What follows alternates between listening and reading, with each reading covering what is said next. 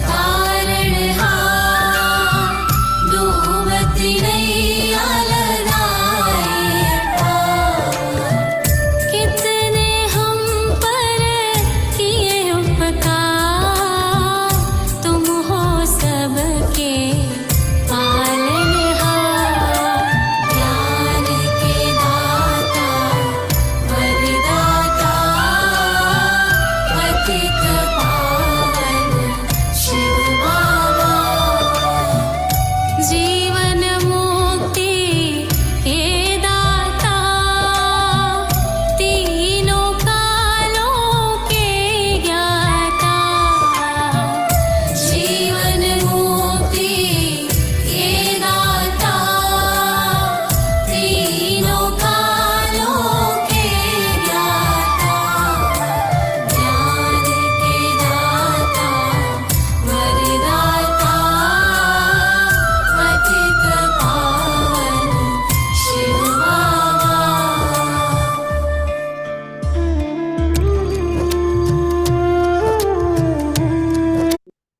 ज्ञान के दाता शिव बाबा पतित पावन। महसूस कयूं पतित पावन परम पिता शिव भोलोनाथ परम धाम छॾे करे धीरे धीरे न धराती अवतरित थिया आहिनि ऐं चारों तरफ़ रोशनी ही रोशनी थींदी थी वञे। जेके भी अज्ञानता जे अंधेरे में पिया आहिनि आत्माऊं, उन्हनि सभिनी खे रस्तो था ॾेखारनि। हर आत्मा मिठड़े बाबे खे पुकारे थी। पवित्रता जो सागर पंहिंजे सभिनी पवित्र आत्माउनि खे खींचे खींचे पंहिंजे प्यार में पाण वटि सॾु था करनि। महसूस कंदे आत्म स्वरूप ते एकाग्र थी वञो। मन बुद्धीअ सां आत्मा जे स्वरूप खे निहारींदे रहो ऐं मिठड़े बाबा खे ब्रह्मा बाबा जे तन में अवतरित थींदे ॾिसूं। गॾु गॾु बाप दादा दादी गुलजार जे तन में ॿिन्हिनि खे ॾिसूं। दादी गुलजार जे निरड़ ते 3 आत्माऊं थी नज़र अचनि। हिकु सुप्रीम सोल, हिकु ब्रह्मा बाबा जी आत्मा ऐं हिकु दादी जी आत्मा। हलाइण वारो वो दातार सभिनी खां ऊंचो जंहिंजो धाम आहे, ऊंचे खां ऊंचा जंहिंजा कर्तव्य आहिनि, उहो मिठड़ो बाबा असां आत्माउनि खे पवित्र ठाहे रहिया आहिनि। निरड़ ते आत्मा चमके थी पई ऐं परमात्मा पिता जी रोशनी खे पींदी थी वञे। पींदे पींदे आत्मा जी चमक वधंदी थी वञे। आत्मा जो प्रकाश उज्जवल तो थींदो वञे। चइनिनि पासनि ॾे पवित्र वातावरण भगवान जे इन धरतीअ ते अचण सां चारों तरफ़ खुशी छाइजी वई आहे। हर कोई चए तो सदके मां सदके गुरु पाण आया। गुरु पाण आया लाया सजाया। गुरु घर में आया फेरियूं छो न पाया लाॾा छो न गाया। मुंहिंजो सतगुरु मिठड़ो बाबल हिन घर में आया आहिनि। हिन घर खे मंदिर ठाहिनि था। महसूस कंदे बाबल जी मिठड़ी वाणी ॿुधंदासीं। अॼु 14 तारीख़ जी 14 मार्च 2026 जी वाणी आहे। अॼु बाबा मिठड़ा चवनि था कि मिठड़ा ॿार हिकिड़े परमात्मा पिता ही नंबर 1 एक्टर आहे। जेको पतित आत्माउनि खे पावन ठाहिण जी एक्ट कनि था। नंबर 1 एक्टर परम पिता शिव भोलोनाथ, जेको अपवित्र आत्माउनि खे पवित्र ठाहिण जी एक्ट कनि था। बाबा जहिड़ी एक्ट कोई करे ही नथो सघे। बाबा जहिड़ी एक्टिंग कोई नथो करे सघे। प्रश्न आहे, सन्यासिन जो योग जिस्मानी योग आ, रूहानी योग त बाबा ही सेखारनि था पिया। कीअं? उत्तर में बाबा चवनि था, सन्यासी त ब्रह्म तत्व सां योग रखणु सेखारनि था। हाणे उहो त रहण जी जॻह आ। सन्यासी ब्रह्म तत्व सां योग रखणु सेखारनि था, उहा त रहण जी जॻह आ। त उहो जिस्मानी योग थी वियो। तत्व खे सुप्रीम न चई सघंदा आहियूं। जेको आसमान आहे परम धाम जो, उन खे परमात्मा न चई सघंदासीं।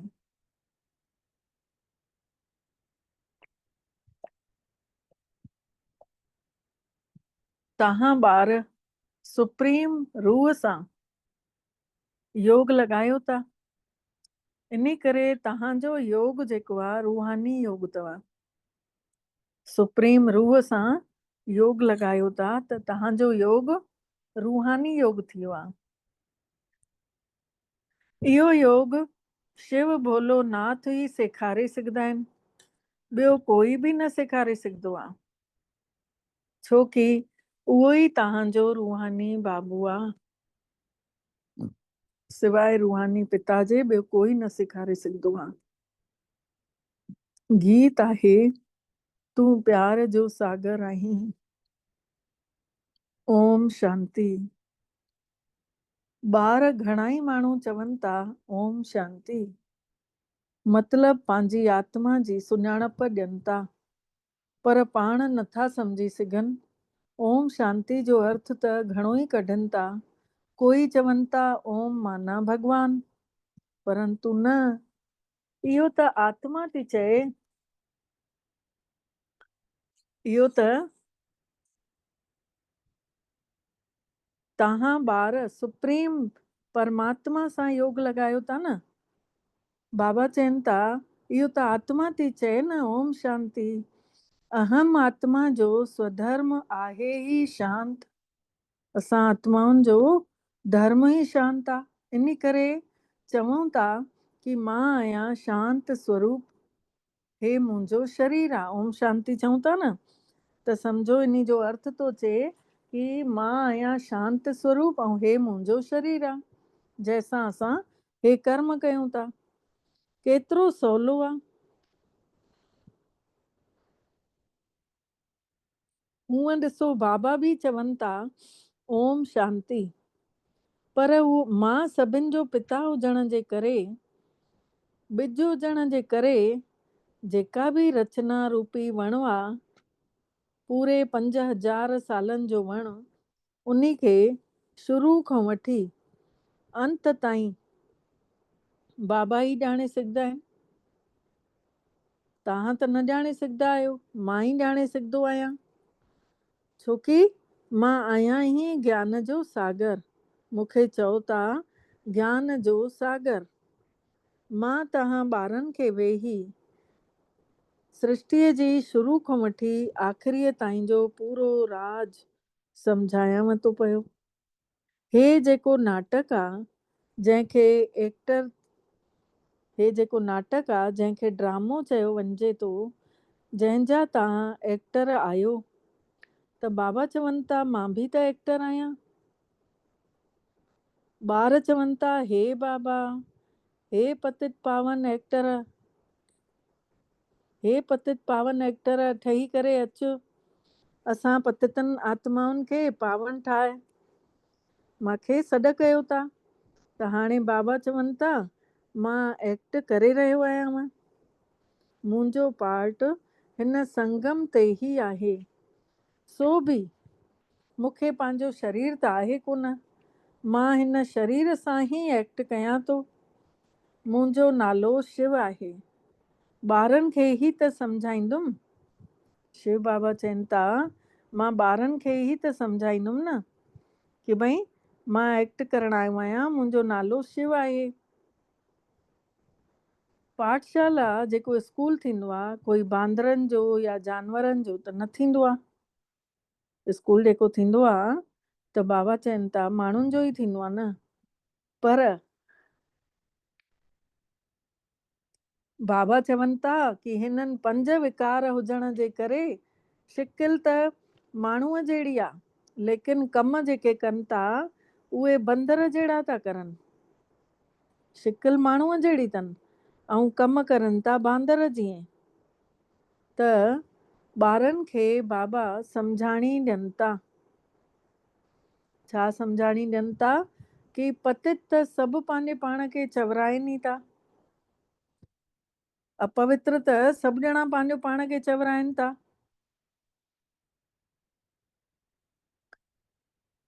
पर इहो नथा ॼाणनि कि असांखे अपवित्र ठाहिण वारो केरु, असांखे अहिड़ो अपवित्र करण वारो केरु।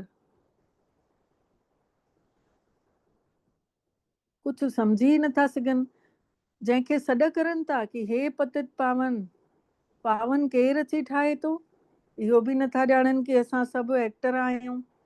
असां आत्माऊं हे चोलो वठी करे पार्ट वॼायूं था। आत्मा परम धाम मां अचे थी, अची करे पार्ट वॼाए थी। भारत जे मथां ई सॼो खेल रचियलु आहे।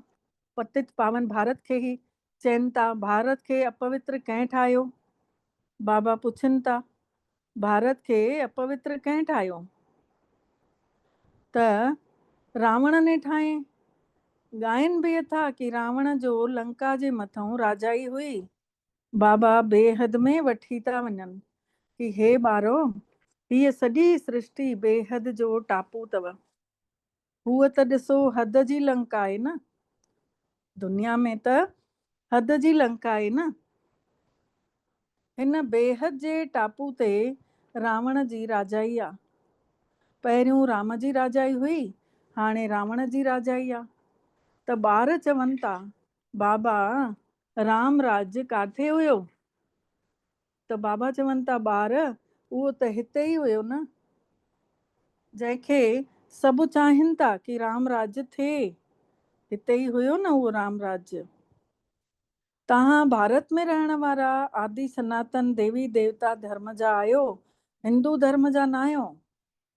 मिठड़ा मिठड़ा सिकी लधा लाडला ॿार, तव्हां बि पहिरियों भारत में ई हुयव। जेके ॿाहिरि हली विया आहिनि, जेके विदेशनि में हली विया आहिनि, त बाबा उन्हनि खे बि सम्झाणी ॾियनि था कि ध्यानु ॾियो मिठड़ा मिठड़ा सिकी लधा ॿार, तव्हां सभु बि पहिरियों भारत में ई हुयव।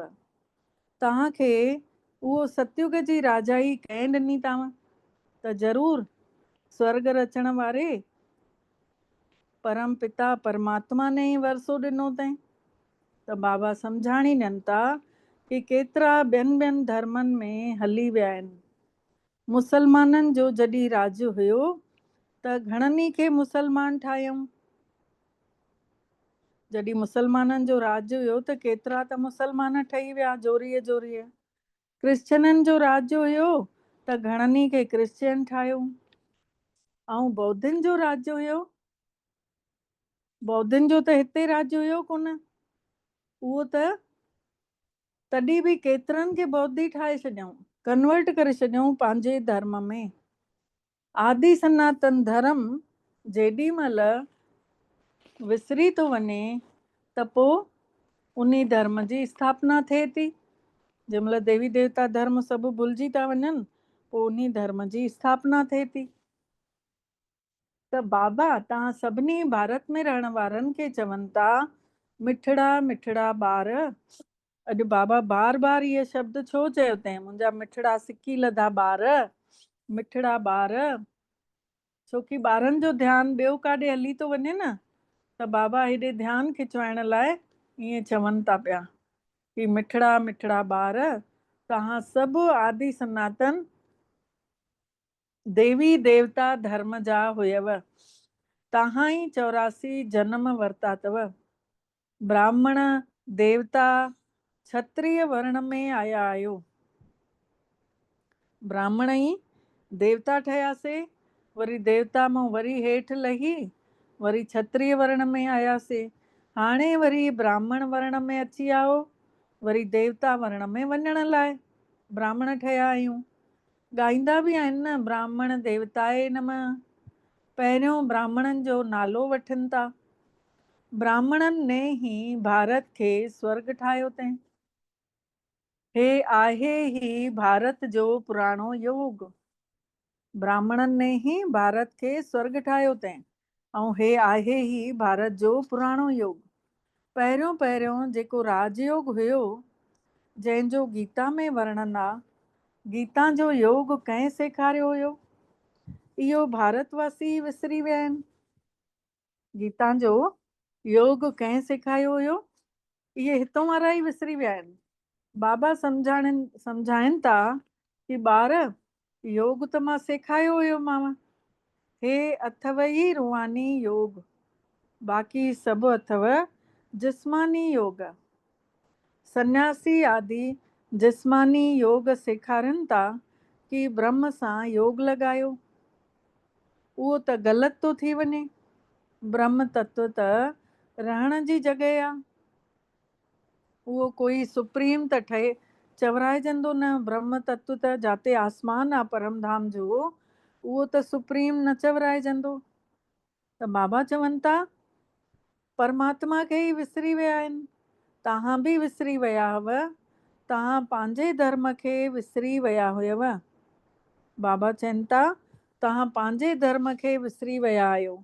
इहो बि हिन सृष्टिअ जे नाटक में इहो बि ड्रामो ठही वियो आहे कि तव्हां विसरदव ई विसरदव। विलायत में त योग हुयो ई कान पहिरियों।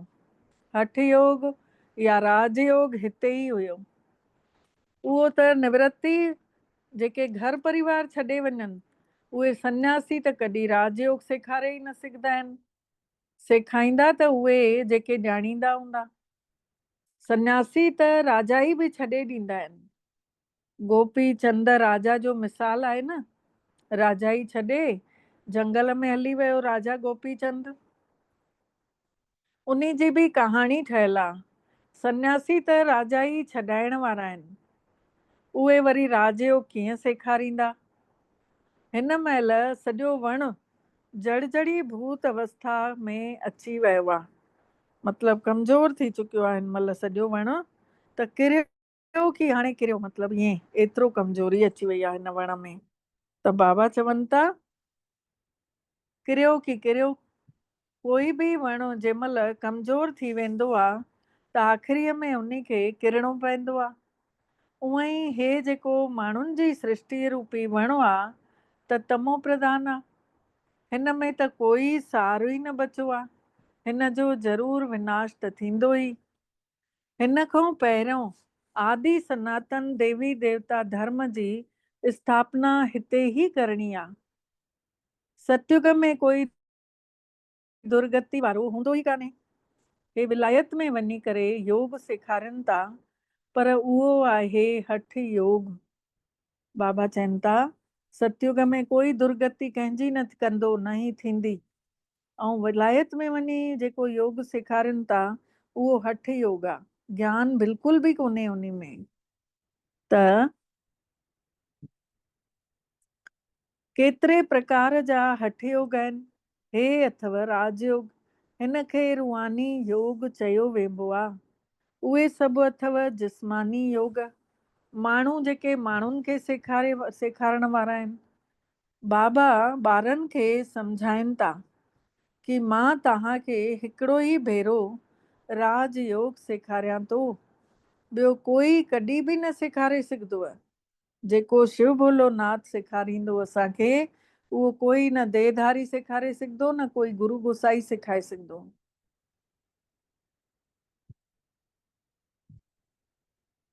त रूहानी बाबा रूहानी ॿारनि खे सेखारनि था कि मां हिक खे यादि कयो त तव्हांजा सभु पाप मिटिजी वेंदव।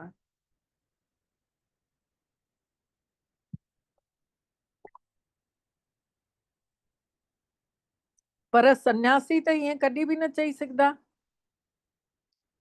हठ योगी जेके सन्यासी आहिनि उहे त ईअं कॾहिं न चईंदा की मूंखे यादि कयो त तव्हांजा पाप मिटिजी वेंदव। बाबा त आत्माउनि खे सम्झाणी ॾियनि था, आत्माउनि खे चवनि था। इहा नई ॻाल्हि आहे। बाबा तव्हांखे हाणे देही अभिमानी ठाहे रहिया आहिनि। बाबा चवनि था तव्हांखे आत्म अभिमानी ठाहे रहंदुमि। बाबा खे देह आहे ई कान, हिन जे तन में अचनि था, ब्रह्मा जे तन में। हिन जो नालो मटे था छॾनि, छोकी मर्जीवा ठहियो आहे न। जीअं गृहस्थी, जॾहिं गृहस्थी सन्यासी ठहनि था त मर्जीवा ठहनि था। गृहस्थ आश्रम छॾे करे ऐं हली था वञनि पिया, त तव्हांजो बि मर्जीवा ठहण सां नालो मटिजी थो वञेव।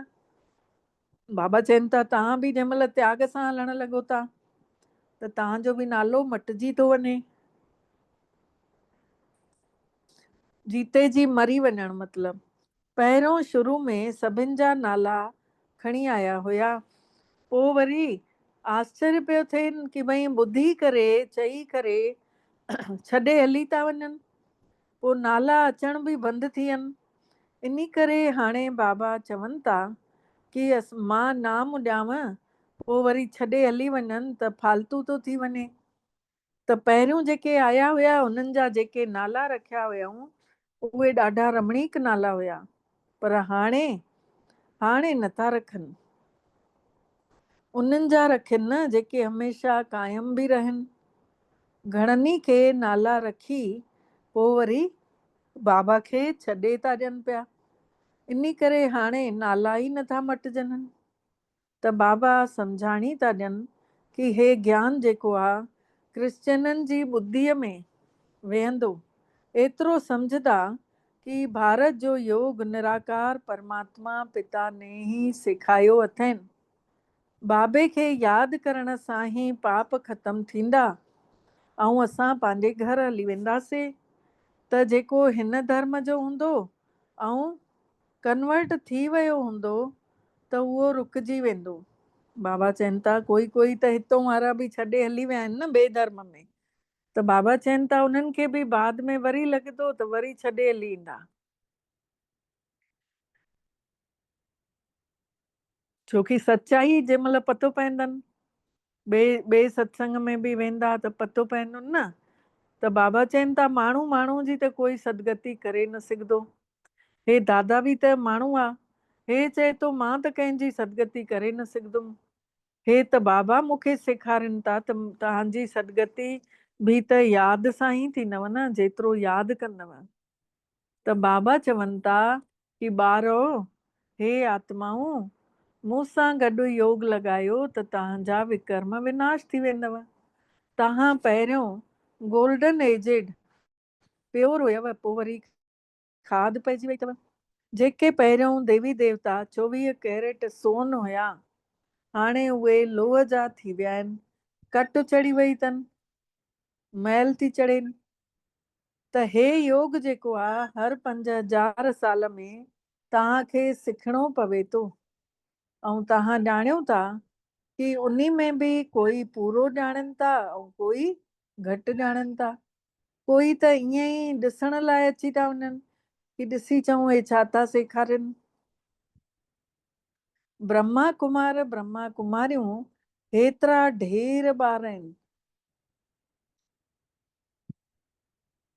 ब्रह्मा कुमारियूं बाबा चवनि था एतिरा ढेर ॿार आहिनि। ज़रूरु प्रजापिता ब्रह्मा हूंदो न, तॾहिं त उन जा ॿार अची हिते साकार में ठहो था न। ब्रह्मा जा ई त ॿार अची करे हिते ठहूं था न। त बाबा चवनि था कि ॾिसो ज़रूरु कुझु त हूंदो जो वञी करे उन्हनि खां पुछऊं त सही कि तव्हांखे प्रजापिता ब्रह्मा मां छा मिलेव थो। उन्हनि खां पुछऊं त सही छा मिलेव थो प्रजापिता ब्रह्मा मां, पुछणु घुरिजे। पर एतिरी ॿुधी बि कान अथनि। भारत जे लाइ ख़ासि चवनि था, ॻायो बि वेंबो आहे न, पत्थर ॿुधी सो पारस ॿुधी ऐं पारस ॿुधी सो पत्थर ॿुधी। जेके पत्थर बुद्धि हुया उहे हाणे पारस बुद्धि थियनि था, वरी जेके प्योर थी वेंदा वरी लहंदा ईंदा, वरी बुद्धि उन्हनि जी वरी पत्थर थी वेंदी, छोकी संग अहिड़ो मिलंदो द्वापर युग खां। त बाबा सम्झाणी ॾियनि था कि सतयुग त्रेता में पारस बुद्धि हुयव, गोल्डन दुनिया हुयव। पारस बुद्धि जंहिं महिल हुयव तंहिं महिल सतयुगी दुनिया में हुयासीं, गोल्डन एज में हुयासीं। ऐं जंहिं महिल चांदी जी एज मतिलबु सिल्वर एज मतिलबु त्रेता युग अचे थो, तंहिं महिल गुण घटि था थी वञनि।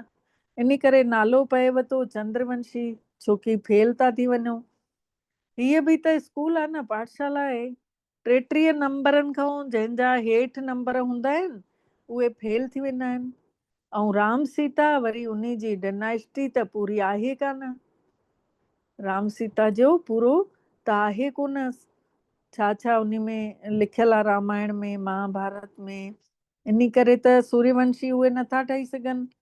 बाक़ी फेल त कोई त थींदो न, छोकी इम्तिहान त ॾाढो कड़ो आहे। पहिरियों गवर्नमेंट जा ICS जा वॾा इम्तिहान थींदा हुया, पर उहा पढ़ाई सभु थोरी पढ़े सघंदा हुया। मम्मा बाबा बि पढ़नि था पिया भॻवान जी आज्ञा ते, उहे पहिरें नंबर में पढ़नि था। पोइ वरी जेको माउ पीउ उन्हनि खे ॾसु ॾिए थो त पोइ माउ पीउ खे फॉलो कनि था, उहे ई उन जे तख़्त ते वेहनि था। सूर्यवंशी 8 गद्दियूं हलनि थियूं, 8 वंशावलियूं हलनि थियूं। जीअं त चवंदा आहिनि न Edward the first, Edward the second, ईअं ई ईअं ई बाबा चवनि था तव्हांजो कनेक्शन बि इन क्रिश्चियन सां वधीक हुयव। क्रिश्चियन घराने ने भारत जी राजाई खे खणी वरितई, भारत जो अथाह धन खणी विया। त वीचार त कयो कि सतयुग में केतिरो अथाह धन हूंदो, जेको कि आख़िरीअ में केतिरो मंदरनि खे लूटे विया, त केतिरो अखीचार धन हिते हूंदो जे हेॾो मंदरनि में बि लॻल हूंदो। त बाबा चवनि था उहो वीचार त कयो सतयुग में केतिरो अथाह धन हूंदो, उतां जी भेंट में त हिते कुझु आहे ई कान। उतां जूं सभु खानियूं हाणे ख़ाली थियनि थियूं त वरी बाबा भरण आयो आहे।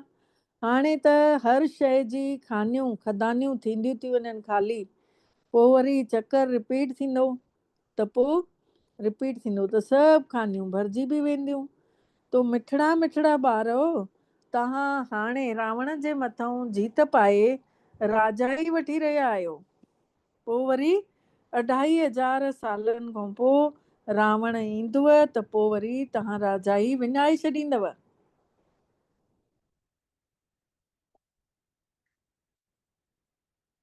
बाबा वरी अॼु चयो अथई मिठा मिठा ॿार, चोथों भेरो चयो अथई, अलाए 5हों भेरो, कि तव्हां रावण जे मथां जीत पाए करे राजाई वठी रहिया आहियो। ध्यानु खिचवाएव थो बार बार, ॿारनि जो ध्यानु हेॾे होॾे हली वेंदो हूंदो। त 2500 खां पोइ रावण ईंदो, पोइ तव्हां राजाई विञाए छॾींदव।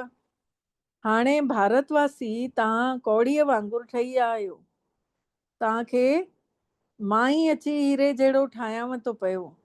रावण ने तव्हांखे कौड़ीअ जहिड़ो करे छॾियो अथव, सम्झो ई कोन था कि हे रावण कॾहिं अचे थो, या असां उन खे छो था साड़ियूं। इहा सम्झ त हुजणु घुरिजे न। चवनि था कि हे रावण त परंपरा खां हलंदो अचे थो। त बाबा सम्झाणी ॾियनि था कि 2500 सालनि खां पोइ हे रावण जी राजाई शुरू थी थिएव। विकारी ठहण जे करे पंहिंजो पाण खे देवता चई नथा सघो। वास्तव में सच्चाई इहा आहे कि तव्हां देवी देवता धर्म जा हुयव, तव्हां जेतिरा सुख त कोई ॾिसी नथो सघे। सभिनी खां वधीक ग़रीब त तव्हां ई ठहो था। ॿिए धर्मनि में जे बाद त पोइ वधंदा था वञनि। क्राइस्ट आयो त पहिरियों पहिरियों केॾा घटि हुया, जॾहिं घणा था थी वञो तॾहिं त राजाई बि करे सघो। त तव्हांखे त पहिरियों पहिरियों राजाई मिलेव थी। इहे त सभु अथव ज्ञान जूं ॻाल्हियूं। त बाबा चवनि था हे आत्माऊं, मां पिता खे यादि कयो। 2500 साल तव्हां देह अभिमान में रहिया आहियो ऐं हाणे देही अभिमानी ठहो। घड़ी घड़ी इहो विसरी था वञो छोकी 2500 सालनि जी जंग चढ़ियल अथव। त पोइ हिन महिल त तव्हां ब्राह्मण ई चोटी ठही आहियो, ऊचा आहियो, सभिनी खां ऊचा। सन्यासी त ब्रह्म सां योग लॻाइनि था त उन्हनि जा पाप कर्म विकर्म विनाशी नथा थियनि। हर हिक खे सतो रजो तमो टिनिनी अवस्थाउनि खां गुज़रणो आहे। हर हिक खे सतो रजो तमो टिनिनी अवस्थाउनि मां गुज़रणो आहे। वापसि त कोई बि न वञी सघंदो आहे। जॾहिं सभु तमो प्रधान था थी वञो तॾहिं परमात्मा पिता शिव भोलोनाथ बाबो अची करे सभिनी खे सतो प्रधान ठाहिनि था। मतिलबु सभिनि जी जोत जगी थी वञे। हर हिकु आत्मा खे पंहिंजो पंहिंजो रोल मिलियल आहे। हर हिकु आत्मा खे। तव्हां बि हीरो हीरोइन जो पार्टधारी आहियो। तव्हां भारत में रहण वारा सभिनी खां ऊचा आहियो। जेका राजाई वठो था वरी विञायो था ऐं ॿियो कोई राज बि नथो ॾेव पियो। इहा राजाई वठो था बाहुनि जी ताक़त सां, बाहुबल सां। बाबा ने सम्झायो अथऊं जेके विश्व जा मालिक हुया उहे ई त ठहंदा। त जेके सचा राजयोग त परमात्मा पिता शिव भोलेनाथ भंडारीअ जे सवाइ त कोई सेखारे ई न सघंदो। ऐं जेके सेखारनि था उहे सभु कूड़ा योग आहिनि। जेके बि सेखारनि था मोटी त कोई वञी नथो सघे। हिन महिल त आहे अंत समय। सभु दुखनि खां छुटण था चाहिनि।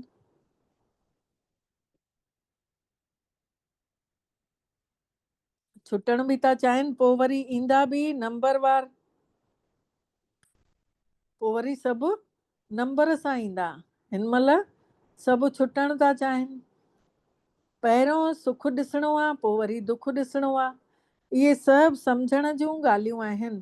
चयो वेंबो आहे हथ कार ॾे दिलि यार ॾे। हथ सां कर्म कयूं ऐं दिलि परमात्मा में लॻी वञे। यार आहे असांजो न, उहो दोस्त आहे न। त दिलि असांजी उन परमात्मा में लॻी वञे। हथनि सां कमु कयूं ऐं दिलि परमात्मा में लॻल हुजे। कमु कंदा रहो बाक़ी बुद्धीअ जी तार परमात्मा सां जुड़ियल हुजेव।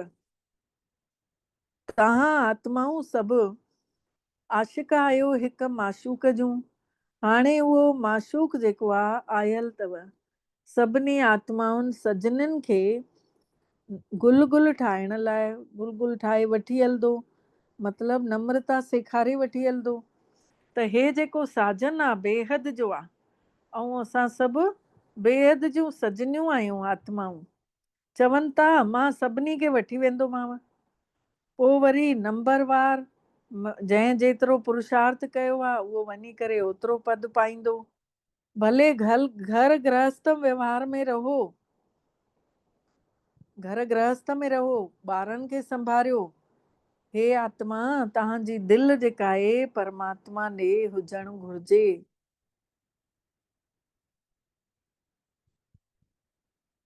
त माण्हुनि त बाबा चवनि था तव्हांजी दिलि जेका आहे परमात्मा ॾे हुजणु घुरिजेव। हथनि सां कर्म कयूं ऐं दिलि बाबे में लॻी पई हुजेव। हा न। ॿारनि खे ॾाढी ख़ुशी में रहणु घुरिजे। हे त ॾाढो सवलो आहे न। सभिनी खे रस्तो ॾेखारिणो आहे। या यादि जी प्रैक्टिस कंदा रहूं। कंहिंसां बि बाबा चवनि था डिबेट करण जी ज़रूरत कान अथव। वाद विवाद में न पइजो। कंहिंसां बि बहस न कजो। हिन महिल तव्हांजी ॿुद्धीअ में सॼो ज्ञान अची वियो अथव। माण्हू बीमारी खां छुटनि था त वाधायूं ॾींदा आहिनि हिक ॿिए खे। हिते त सॼी दुनिया ई रोगी लॻी पई आहे। कंहिंखे तन जो, कंहिंखे मन जो रोग, कंहिंखे धन जो रोग, कंहिंखे जन जो रोग। त सभु सॼी दुनिया ई रोगी लॻी पई आहे। थोरे समय में तव्हांजी जय जयकार थी वेंदी। अच्छा पोइ बाबा जो यादि प्यार। अच्छा मिठड़े मिठड़े सिकी लधे ॿारनि प्रति माउ पीउ जो यादि प्यार ऐं गुड मॉर्निंग। रूहानी बाबल जी रूहानी ॿारनि खे नमस्ते। ऐं असां रूहानी ॿारनि जी बि रूहानी मिठड़े बाबल खे दिलि जो यादि प्यार गुड मॉर्निंग ऐं नमस्ते बाबा नमस्ते। शुक्राना बाबा, दिलि सां शुक्राना तव्हांजा बारंबार शुक्राना जे तव्हां असांखे पंहिंजो कयो ऐं असां सभिनि जो पद्मा पदम भाग्य जॻायो। सार आहे पहिरियों पॉइंट, सचा सचा आशिक ठही करे हथनि सां कर्म करणा आहिनि। माशूक खे हथनि सां कर्म करे ॿुद्धीअ सां माशूक खे यादि करण जी प्रैक्टिस करणी आहे। मिठड़े बाबल जी यादि सां असां स्वर्गवासी ठही रहिया आहियूं। इन्हीअ ख़ुशीअ में रहणो आहे। बाबा जी यादि सां असां स्वर्गवासी ठही रहिया आहियूं, मतिलबु स्व में टिकूं था त सुख शांति जो अनुभव थो थिए। आत्म स्वरूप सां स्वर्गवासी ठही पिया आहियूं। काथे बि कंहिंसां बि काई बि कमी नथी नज़र अचे। सभु कुझु मिलियो आहे, आत्म स्वरूप मिलियो, बाबा मिलियो, सभु कुझु मिली वियो। आत्मा रंगजी वई, हाणे ॿियो छा खपे। स्वर्गवासी ठहूं था, इहा ख़ुशीअ में रहणो आहे। ॿियो पॉइंट आहे, सूर्यवंशी वंशावलीअ में तख़्त पाइण जे लाइ, तख़्त नशीन ठहण जे लाइ माउ पीउ खे पूरो पूरो फॉलो कयो। इहो फॉलो करण ई त बाबा चवनि था, फॉलो करण ई त सुठो आहे न। त बाबा जहिड़ो ज्ञानवान थी करे सभिनी खे रस्तो ॾेखारणो आहे। वरदान आहे अॼु जो, ताज ऐं तिलक, मुकुट ऐं तिलक ॿई जेके धारण कंदा आहिनि ऐं बाबा जा मददगार ठहण वारा दिलि ते चढ़ंदा आहिनि। हिकु त आत्मा स्वरूप यादि ईंदो अथनि, हमेशह यादि हूंदो अथनि। ॿियो, मां देवता आहियां, मां मास्टर दाता आहियां, इहो बि स्वमान यादि हूंदो अथनि। त इहा आहे निशानी ताज ऐं तिलक जी। पोइ उन्हनि जे मथे ते निरड़ ते हमेशह आत्मा स्वरूप झलकंदो रहंदो आहे। ऐं जेको तिलक लॻाईंदियूं आहिनि उहो बि चमकंदो रहंदो आहे। त उन्हनि जी हर सोच, हर वाणी, हर कर्म बाबे वांगुरु हूंदा आहिनि।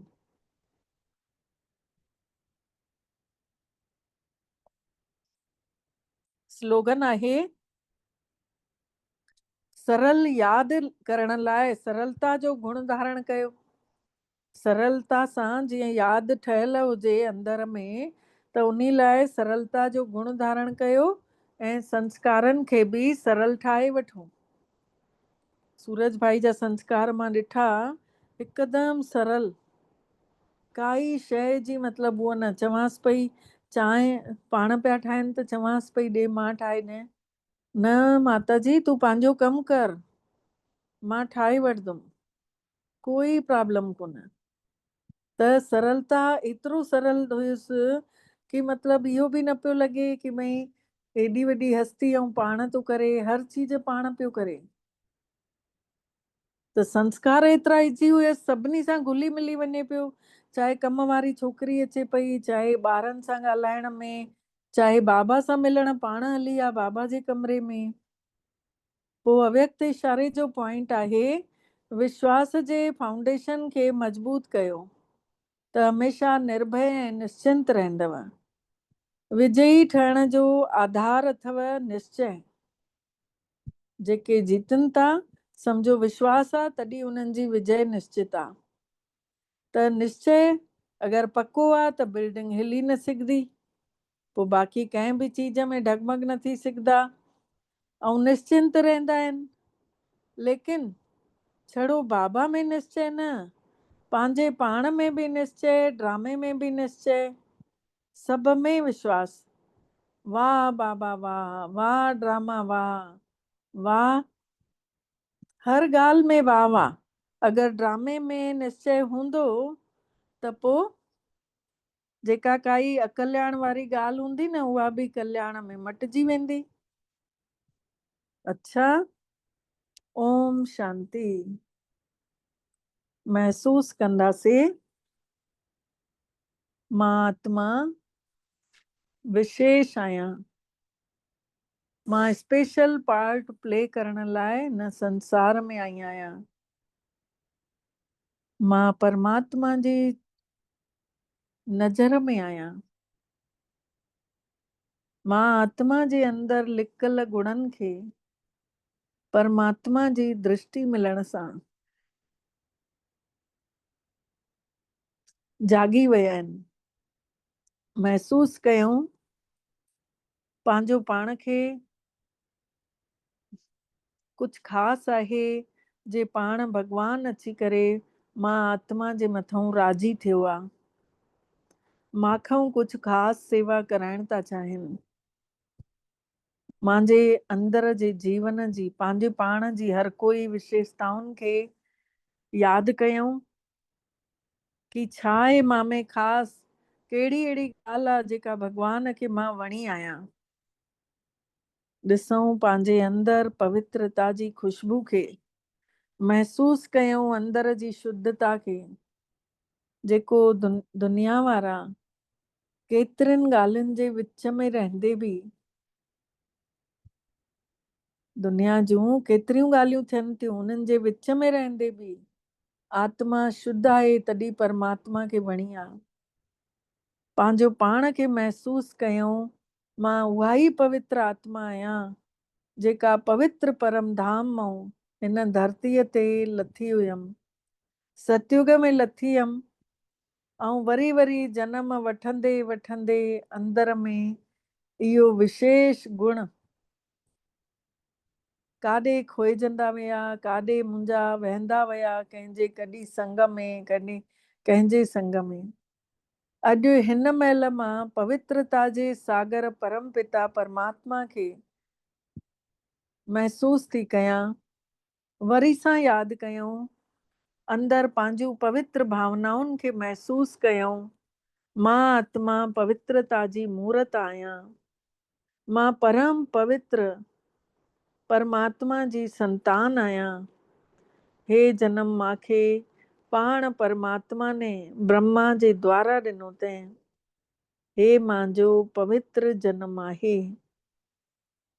महसूस कयूं धीरे धीरे मन ॿुद्धीअ मां पवित्रता अंदर ई अंदर समाइजंदी थी वञे, ऐं मुंहिंजा संस्कार, मुंहिंजो ॻाल्हाइण, मुंहिंजा कर्म सभिनी खे नज़र अचनि था पिया। आत्मा मां निकिरंदड़ किरणा जेके पूरे निर्ण में फैलिजी वियूं आहिनि, मुंहिंजी अखियुनि में हर आत्मा जो उहो पवित्र स्वरूप थो नज़र अचे। उहो ई स्वरूप हमेशह हमेशह आहे। ऐं मां आत्मा चैतन आहियां। महसूस कयूं जंहिं नज़र सां भॻवान असां आत्माउनि खे ॾिसनि था, असां बि उन नज़र सां संसार जी आत्माउनि खे ॾिसूं। पवित्र थी वञनि हे अखियूं, पवित्र थी वञनि हे कन, ऐं पवित्र थी वञे हीअ ज़बान। इहा ई त सचाई आहे। अनुभव कयूं इहा ई सचाई सां गॾु मां हिन धरतीअ ते लथी हुयमि, ऐं ईअं ई सचे स्वरूप सां मां मथे वेंदमि। इहा ई पवित्रता मुंहिंजे वाणीअ में वसी वई आहे। मां आत्मा पवित्र स्वरूप, शुद्ध स्वरूप, सभिनी लाइ शुभ भावनाऊं अंदर में रखियूं आहिनि। महसूस थी कयां पवित्रता मुंहिंजे हर लफ़्ज़ जो, जेको बि लफ़्ज़ निकिरे थो उन में पवित्रता झलके थी पई। हर वचन आत्मा खे दिल ते असर थो करे,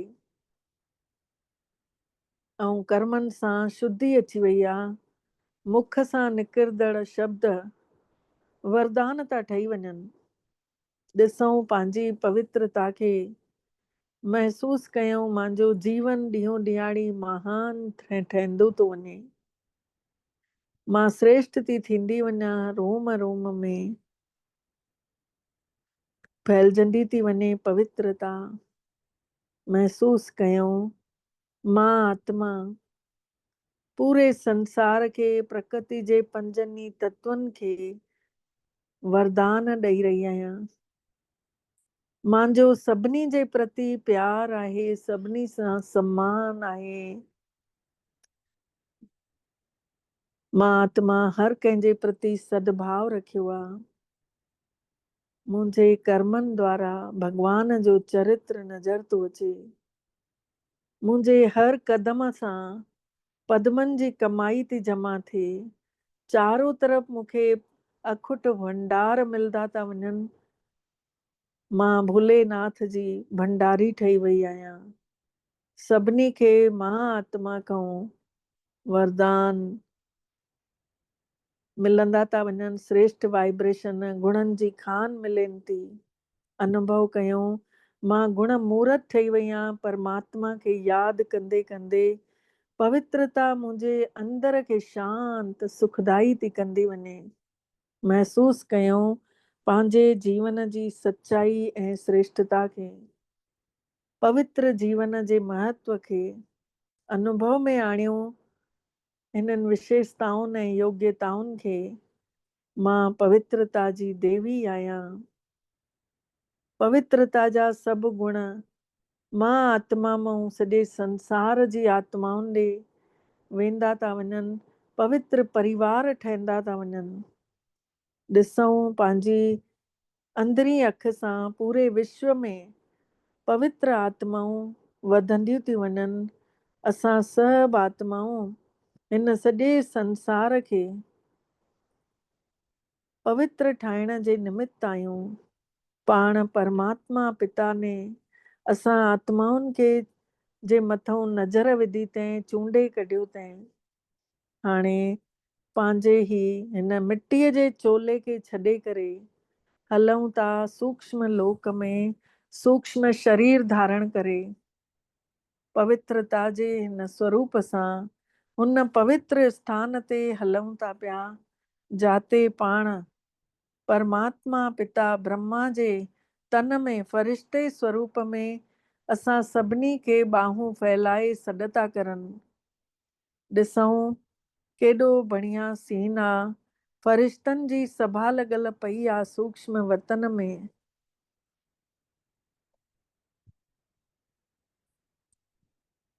ऐं सभिनी खां सुठो फ़रिश्तो ब्रह्मा बाबा पंहिंजे हथनि सां, पंहिंजे निरड़ सां, पंहिंजी दृष्टि सां असां सभिनी आत्माउनि खे शक्ति भरींदे था वञनि।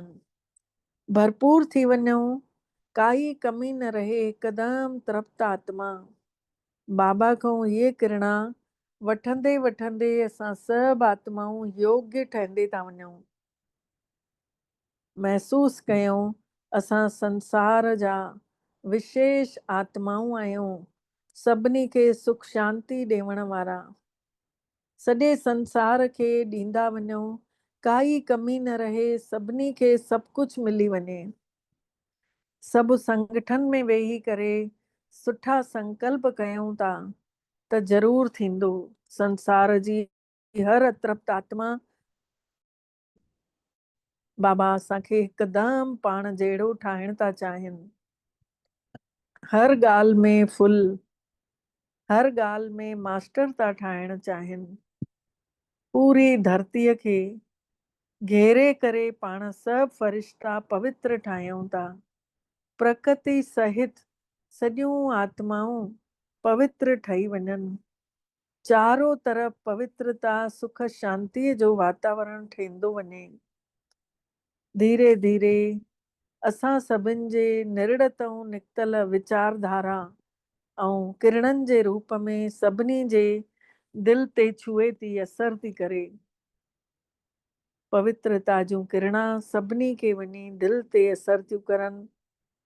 पाणी, अग्नि, वायु, धरती, आकाश तत्व खे बि पवित्र ठाहिनि थियूं पयूं। ॾिसूं संसार जेको अपवित्र थी वियो हुयो, विकारनि जी बाहि में सड़े पियो, हर कोई हिक ॿिए सां विढ़े पियो। हाणे हर आत्मा जेका अपवित्र थी वई आहे उन्हनि खे परमात्मा ॾे छिक थी थिए। शरीर जे अभिमान में वशीभूत थी करे काम क्रोध लोभ मोह ऐं अहंकार हिननि पंजनि ई विकारनि में लिप्त थी विया आहिनि। सभु दुखी अशांत परेशान इन करे था ॾिसण अचनि। चारों तरफ़ दुख ई दुख फैलियल आहे।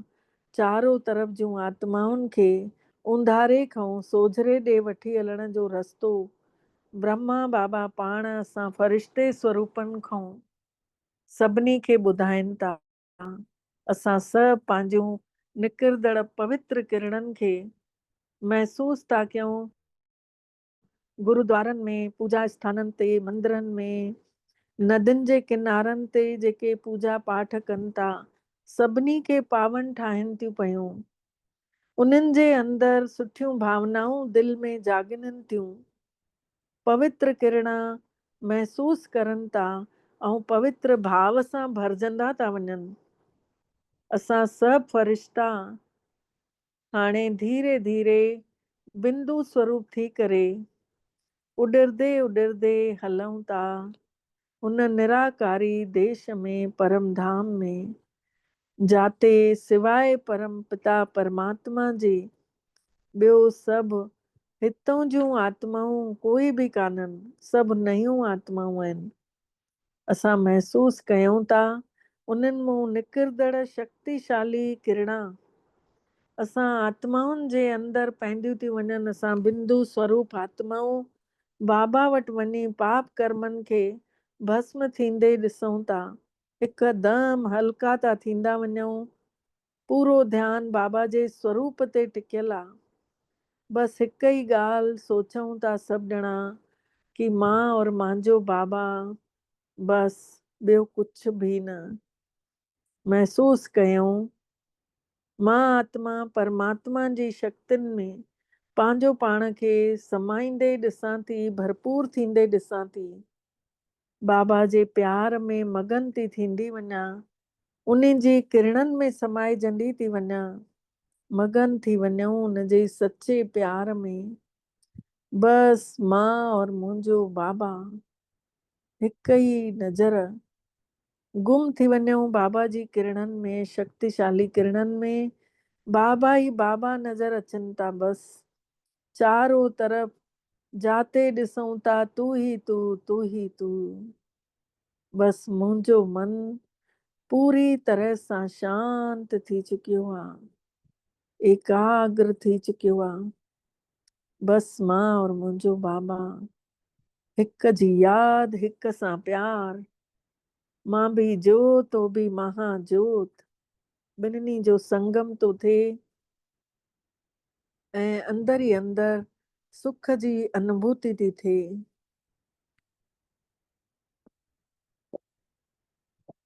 मन मिठड़ी मिठड़ी बाबा जी किरणनि सां भरजंदो थो वञे। महसूस कयूं केॾो नज़ारो हे प्यारो आहे। बाबा जो स्वरूप साम्हूं आहे। असां बि उन जे प्यार में मगन आहियूं। बाबा जूं किरण असांखे धोइनि थियूं। असां बाबा जी रोशनी सां भरजंदा था वञूं। दुआउनि सां सजदा था वञूं। महसूस कयूं केतिरो अपार सुख थो मिले। केतिरी बाबा असांखे सजाइनि था पिया। हीअ शक्तिशाली रोशनी, हे उज्जवल प्रकाश असां सभिनी खे पवित्र खजानो ॾेई रखियो अथई। महसूस कयूं ॼण त पुराणी निकतल जागीर मिली वई आहे। भॻवान सां प्रीत रखी मिठड़े बाबा जी खुशबू असांजे अंदर भरजी वई आहे। हर श्वास परमात्मा जे प्यार में मगन थी थींदी वञे। अनुभव कयूं हर श्वास में हो सिमरन तेरा, यूं बीत जाए जीवन मेरा। तेरी पूजा करते बीते सांझ सवेरा। बसि कुझु बि न खपे बाबा, तव्हां मिलियव। असांखे सभु कुझु मिलियो बाबा। बसि मां आत्मा कॾहिं न विसरां। उथंदे वेहंदे सुम्हंदे खाईंदे पीअंदे तव्हांजी यादि हुजे ऐं जेॾी महिल प्राण निकिरनि त बसि तव्हांजे स्वरूप ते टिकियल हुजां। बसि पोइ प्राण निकिरी वञनि। महसूस कयूं पवित्र किरणनि खे ऐं सभु धीरे धीरे असां पवित्रता जी रोशनी भरी विशेष थी करे सजी धजी करे हेठि लहूं था। सभु कुझु बाबा खे सौंपे करे निश्चिंत अवस्था में लहूं था। अची सूक्ष्म वतन में पंहिंजे पंहिंजे फ़रिश्ते स्वरूप में अची बीही था रहूं ऐं ब्रह्मा बाबा सां बि मोकिलाए करे धीरे धीरे फ़रिश्ता सभु हेठि लहूं था। हेठि लहंदे लहंदे अची पंहिंजे पंहिंजे मिटीअ जी देह में अची वेही रहूं था। वेहंदे सां ई पूरो शरीर चमकी थो वञे, फ़रिश्तो स्वरूप मिटीअ जी देह में समाइजंदो थो वञे ऐं चमकीलो थींदो थो वञे। अनुभव कयूं धीरे धीरे इहो चमकीलो स्वरूप ॿाहिरि बि वाइब्रेशन फैलाए थो।